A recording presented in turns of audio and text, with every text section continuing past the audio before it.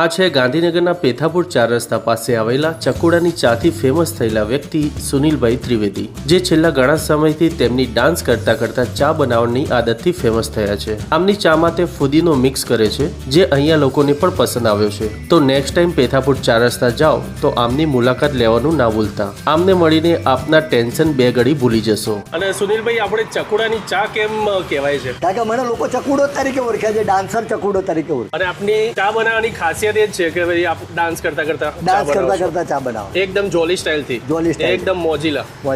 મને પણ લોકોને પીવડાવવાનું, લોકોને ખવડાવવાનો બહુ હરખ હોય છે. હવે હું થેપલા બનાવવાનો, પૌવા બનાવવાનો, ખીચું બનાવવાનો, આ બધી અને પાણીપુરી પણ બનાવવાનો મારો પ્લાન છે. આ લગભગ 1-2 દિવસ પછી હું આ ચાલુ કરવાનો છે. હું પેથાપુર ચોકડીની બાજુમાં બિકાનેર સ્વીટ માર્ટ વાળા એની બાજુમાં નવી મારી શાખા કાલથી ચાલુ થઈ જશે. હું ત્યાં આગળ ચોકડી પર આવી જઉં છું, મેદાનમાં. હવે ભાઈઓ અને બહેનો, હવે જ્યારે પણ તમે નીકળો ને આ બાજુ રોડ ઉપર, મહુડી જવાના રોડ ઉપર, ત્યારે ચકુડાની ચા પીવાની ભૂલતા નહીં. પછી યાદ કરશો કે ના, ચકુડા ખરેખર મજા આવી ગઈ. બસ, વિથ ગ્રેટ રિસ્પેક્ટ સર.